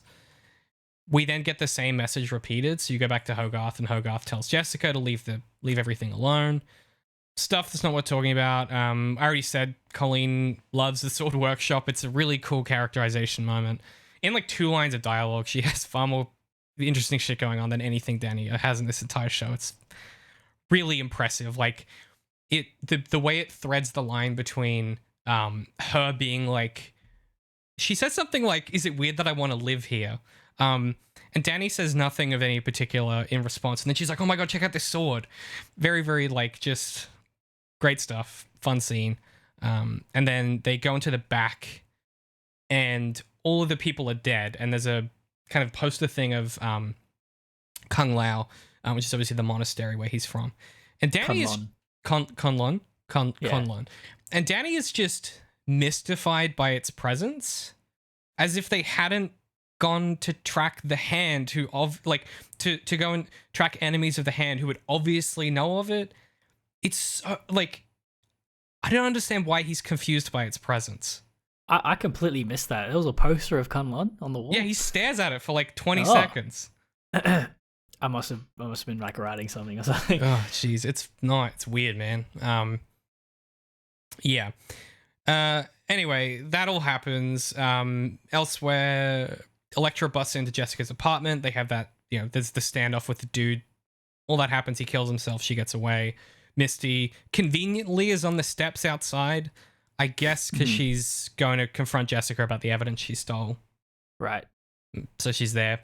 Seems like a real this show is really built on a bunch of like temporal coincidence. Yeah. Like a lot of this plot doesn't go unless people happen to be doing things at the right time. Why was that dude there in the first place? The guy with the gun? Because he well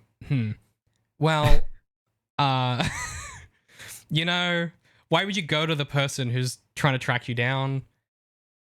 I guess to kill her? I don't know. Yeah, but then he just shoots himself. So it seems like it's like, oh, he was backed into a corner in a situation that he didn't expect to be in. And so the only way out, was to off himself to protect his family. But he went there. He does that because Elektra shows up. He says you can't have what's in here, and he taps his head, and then he shoots himself. Right. Yeah, but yeah, I suppose so. But then he would. But he was working for them. He was working for Elektra's guys. So what does he know that she doesn't know? That he's trying to protect from. Cause he was on their fucking payroll. He's the one that got all the explosives so they could do their earthquake. I thought it was like some. What's that guy's name? Kalen Erso from Star Wars, where he's the only one who knows how to build the Death Star. Mm-hmm. Yeah, that's the sort of vibe I got. Okay, yeah, right, yeah, right. Really baffling scene, as you can tell. We're not highlighting enough how weird and frantic this is, and how like when it ends, you just go, "What?" Yeah. Very there was strange. A lot of strange, arbitrary things happening in this one sequence. It's so quick too. Yeah. Anyway, so Elektra gets away. This dude's dead. Jessica's arrested. And then we get the reveal. It's quite slick sequentially. So we realize, as the characters realize, that the kids who are being paid by Whitehead are the cleaners that have been sent to this warehouse that Danny and Colleen run into. And as Danny goes to interrogate one of the cleaners who tries to run, it's revealed that it's the kid that Luke is trying to help. Again, it's a little convenient that it happens to be the kid that tries to run. Mm-hmm. But this then instigates our Danny and Luke Cage fight, where they say almost nothing to each other. And it's so funny. Danny goes full-time kung fu guy, and he's doing the punching and the kicking and the flipping and the this and the that. And Luke Cage just kind of like isn't bothered by any of it, and just every now and then will just swat the dude away. Yeah, it's awesome. Yeah, this is the show at its best. It's when you have these moments. There's a slow-mo motion where he does what's clearly a chain of moves that he's practiced together. Yeah, and the slow-mo ends with Luke Cage just shoving him. Like, it's so good. And then he says, "What are you made of?" There's again. I thought this was like something that wasn't deliberate. That was funny, but there's one series of punches where you can just tell like he's barely making contact with Luke Cage, and it just kind of looks a bit goofy. But it's all right. It's all right.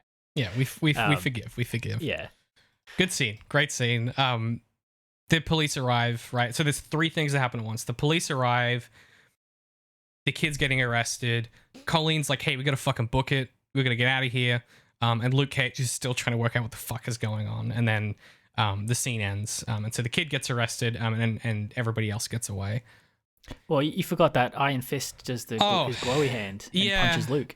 And he does, which buys them the time to get away. Buys him and Colleen the time to get away. And it's a callback to Luke Cage. In one of the, I think it's like maybe episode 3, or it's one of the first few episodes of Luke Cage, where because he's staying above this Chinese restaurant, and he's he kind of has like this sort of bickering relationship with the owners of that restaurant, and then there are these thugs that come around and trash the restaurant and try and intimidate those owners to get money from them, and then Luke Cage is there, and the thugs, they're like, they don't know he's Luke Cage, and he's like, he goes, "Oh, our boy's gonna fuck you up." He comes over, he sucker punches Luke Cage, and it's that exact slow-mo shot, but his wrist snaps and his bone like comes out of his wrist. And then obviously Luke Cage's face doesn't move at all. And then that shot is a callback to that one where that's cool. But this time, Luke Cage actually does take the punch. Yeah. All right. Yeah. Good stuff. Yeah. It's fun. Yeah, and everyone gets away, so it was of no consequence whatsoever. No. But that's fine. We then get, fucking apropos of nothing, the lady in white has stick in handcuffs. I mean, like, and you just go, okay, all right, now this is in the mix. And yeah, we learned her name is, I had it written as Alexandria in the show doc, but it's Alexandra, isn't it? I think so, yeah. Yeah. Female version of Alexander. Yes. And then we get, as I said before, the episode ending with Misty grilling Jessica, and Matt steps in and is like, I'm Matt Murdock, I'm your attorney. And then it cuts to credits. And I was like, fuck, I want to watch the next episode. I had that impulse. So something the show is doing is working right. But I didn't, because that's the method of the show. And, I think that really is what you said before, which is just these characters being together is really fun. Mm-hmm. And with all of the Jessica Jones we've seen so far and all of the Matt Murdock, it seems like they're in a place to have really interesting interactions. I think it kind of is a double-edged sword, but the fact that this show keeps each character's tone like exactly the same as it was in their respective shows, it's exciting when they finally clash. I think it's very deliberate that they kind of split them into pairs. It's Luke Cage and Iron Fist, and Jessica Jones and Daredevil, which makes sense. And yeah, it makes sense. They're the closest in tones and subject matter. Even stylistically, right? Like Luke Cage and Iron Fist both make really heavy use of music, and particularly like genre and culturally specific music. They're like both hip hoppy kind of shows. Yeah. Obviously, Luke Cage is very, very hip hop. Iron Fist is very sort of has a lot of like 90s rock and stuff, because that's what was on Danny's iPod when his plane crashed. And so they have a lot in common, like even just at the very, very high schematic level of how those shows go, where it's like scene happens, dope song plays to communicate something tonally. Scene resolves, a different song plays at the end. Like even that stuff is not present in Jessica Jones and Daredevil. They are shows that end in slow stinging like orchestral arrangements that make you think about death and stuff. They're really different ends of the spectrum. And so the pairings makes sense. Mm-hmm. Yeah, it's good stuff. Yeah. Look, I don't really have a lot more to say on that episode. I think it kind of breezes through a lot of plot stuff. It's fine. And I think in general, my thoughts are pretty well captured at the top. It's got a lot to do, and it doesn't really pick a lane to do it in. And I'm interested to see how that goes, because I don't remember anything about how the show goes. So, I think I don't know. I will give it a little credit for making it so that each one of the four heroes is like lanes that they pick, the stories that they choose to go forward with. They all seem like what these characters would actually be doing.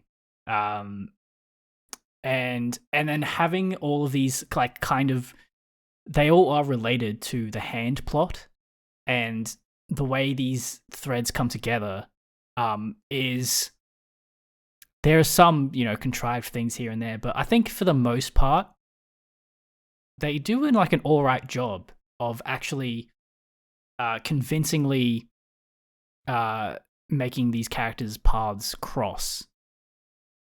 Which, I will give it that. I think it's, and that's why I don't know when on this watch, when I've like really lowered my expectations, there are things that sort of surprise me, and there's some delightful things here and there. Yeah, I don't disagree with that. My main issue is like, yes, they pull it off, but a lot of it, there's some really contrived stuff in here. that really relies on coincidence in a way that doesn't feel convincing at times, but they do manage to pull it off. Yeah, I agree with you.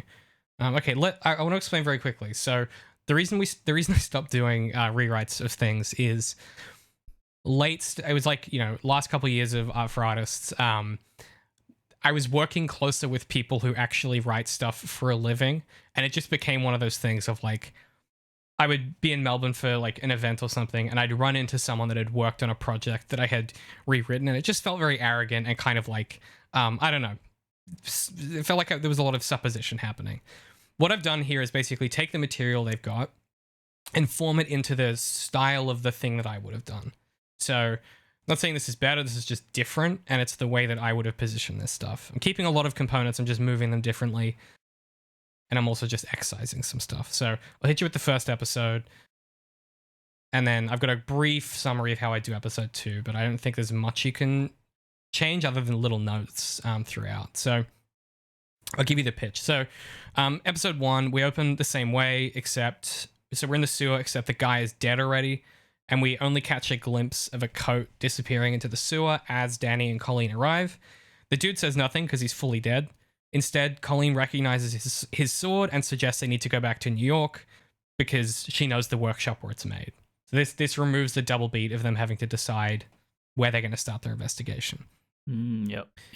We then go to Jessica Jones in exactly the same scenario with the mother and daughter turning up on a doorstep, except, she's reluctant to accept the case, but she does so not because of the phone call, but because Malcolm points out the husband works for like this development company that bought all of Hell's Kitchen last season of Daredevil, right?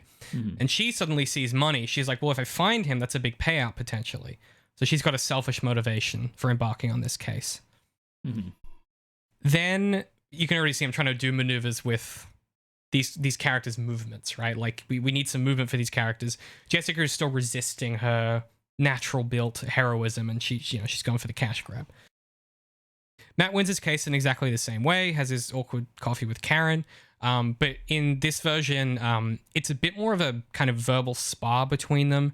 They sort of move into flirting, and then as they flirt, you get more sparks anytime Nelson and Murdock comes up, or they try and approach the topic of Daredevil. There's clearly a lot of tension there, but I want it to move between those polar opposites. So the flirtiness and then kind of like the tension there. Mm-hmm. And we leave things in a strange place where we're not really sure what to make of where they are. Except in the next sequence, instead of going back to his apartment, he heads into like a grimy back alley of Hell's Kitchen. Maybe like engages with a relatively complex garage door or something like that, and kind of pulls it open to enter sort of a lair/office.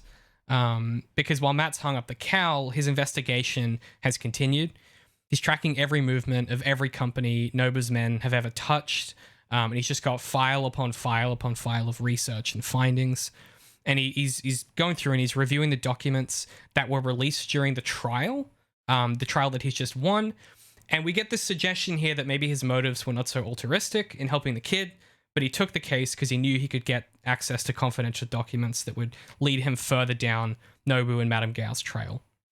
Mm-hmm.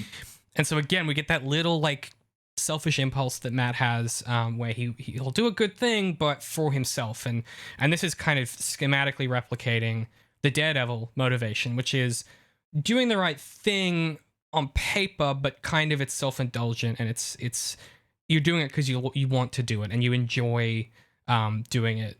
And the fact that it's a good thing seems to be almost secondary or tertiary at times. That could be one of the details about why there's conflict between him and Karen regarding Daredevil stuff, because maybe he's still a bit secretive about it because he knows that, he's still sort of doing it out of mildly selfish reasons. Well, and that's the avoiding. Lie. Yeah. That's what I'm thinking, right? The lie here is like he's hung up the cowl, but he hasn't stopped doing Daredevil shit. Yeah. He just happens to not be punching people. And that's like the Byronic lie that at the heart of Matt in this series mm-hmm. is like, mm-hmm. he thinks that everyone is like, oh, just take off the cowl, stop punching people. But what they're saying is like, you need to fucking rejoin humanity. You need to let mm-hmm. this shit go. And that's the characters' understanding of each other being different and creating that tension. Yeah. That's exactly right. Yeah. And he's always been sort of like a bit willfully ignorant. Yeah, 100%. Yeah. So yeah, that definitely plays into his character well. Yeah. And he will often use his Catholicism as a kind of shield to generate that willing ignorance. Yeah. Yeah. The thing I want him to do here is, now that he has these documents from the trial, he can put together that all of these companies, there's a huge gap in the finances of them that matches almost exactly the price of construction explosives that were purchased through several holding companies. And all of the money leads back to John Raymond, which we already know is the person Jessica Jones is investigating. So what I wanted to do there is maneuver it to be a deliberate decision that brings them together. It's not just a coincidence. We get the same stuff with Luke Cage. None of that is really going to change until he finds Whitehead. But we're going to accelerate some of that, so you still get TURK. But this episode, I want to see the workshop sequence. Because if you don't have the double beat of Danny and Colleen, you can just move all of this into the first episode quite neatly. So instead of all this interstitial shit, you cut to Danny and Colleen standing in the workshop of bodies. And rather than being stunned and speechless, Danny puts together that the tapestry on the wall of Kunlun marks this as some kind of a site of grace, or like a neutral place, some kind of like agreed upon thing with these organizations where neither the Hand nor the Chaste or anyone else is supposed to spill blood in these places. You know, it's where the work of these swordsmiths is, and you're not supposed to hurt anyone. It's like a truce location kind of thing. Mm-hmm. And Colleen's like, I've never heard of those. I've never seen one in person. Most of the Hand don't even think that these places are real, but I can't believe there's one here. And the Hand must be desperate if they've crossed this threshold. This means war. Really escalate the fact that they've transgressed in a way that they haven't previously. And then you get the rest of it play out the same. Danny and Colleen chase down the kid, and you get your Luke v Danny fight. All of that stays the same. It's just pulled up into this episode. Then we have Matt lying to Father Lantom but here the lie is what we just talked about before, right?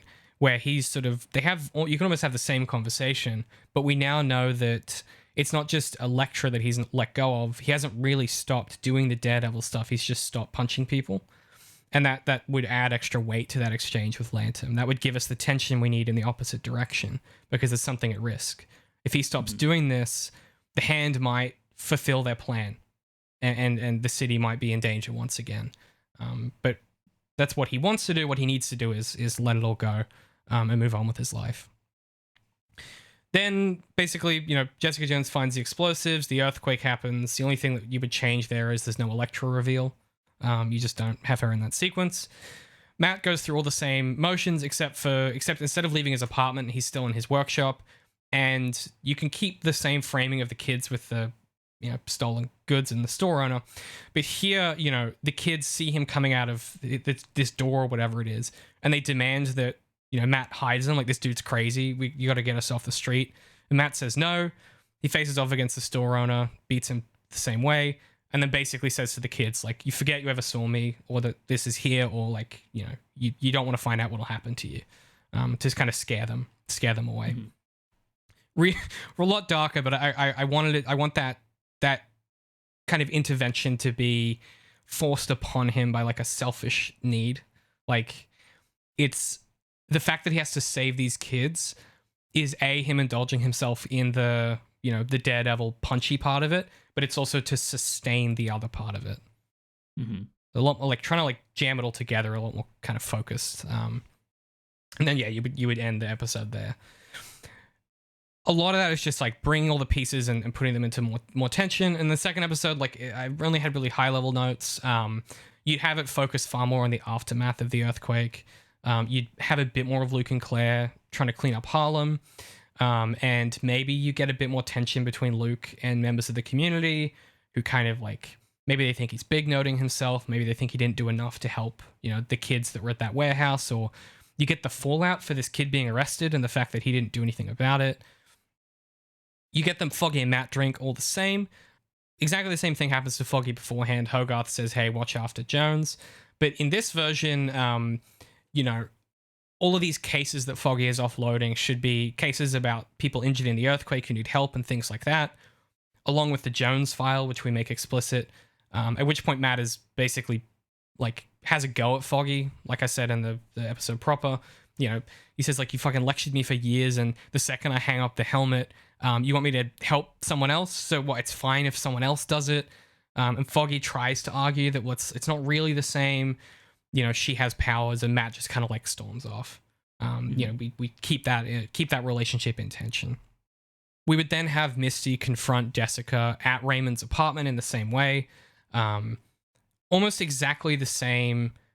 But the bit I would add is Jessica begins to explain the connection to the construction company and the reason she took the case about the housing tenements, and like that there's this big, you know, there's something going on here, and like, why would a company like this need these explosives? And Misty basically says, like, you don't have a shred of evidence. We would then cut to Matt arranging piles of evidence in his workshop, because that's just how I write shit. Elsewhere, you'd have Danny and Colleen kind of feeling like things are spinning out of their control. They don't know who that Luke Cage guy was. They're like, we need to go ask Stick for help, right?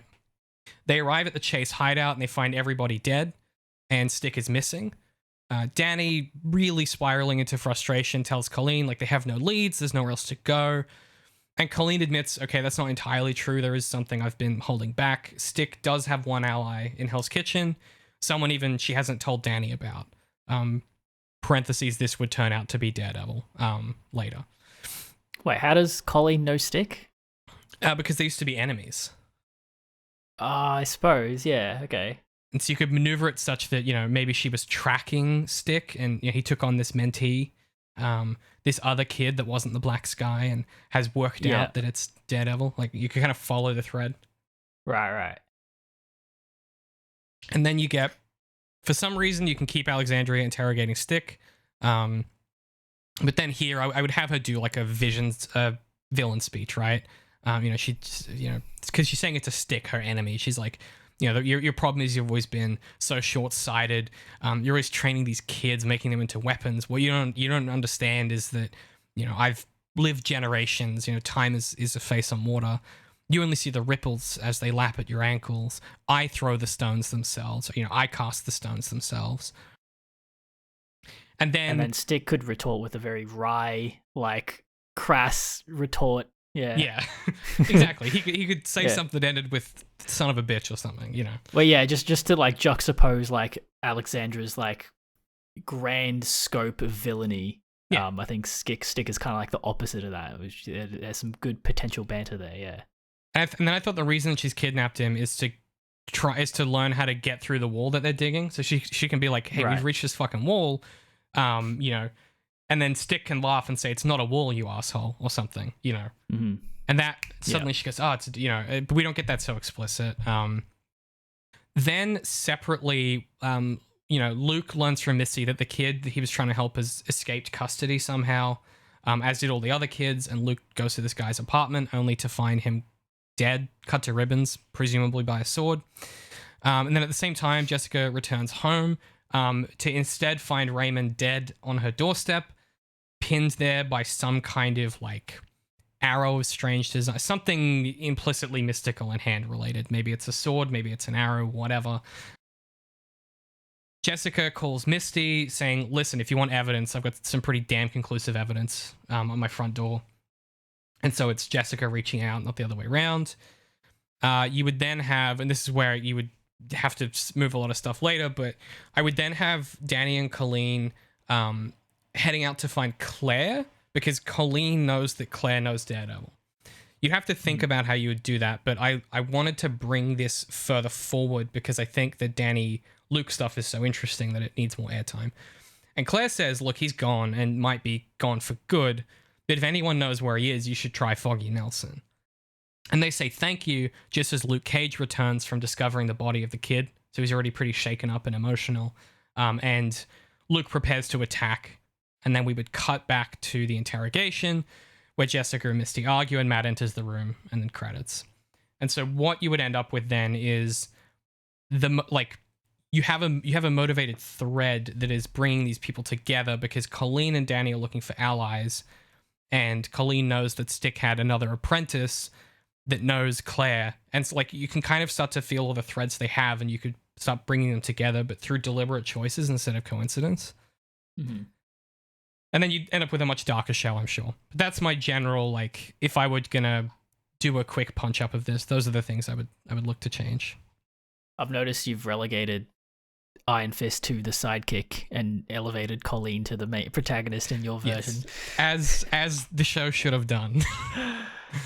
Yeah. I like it.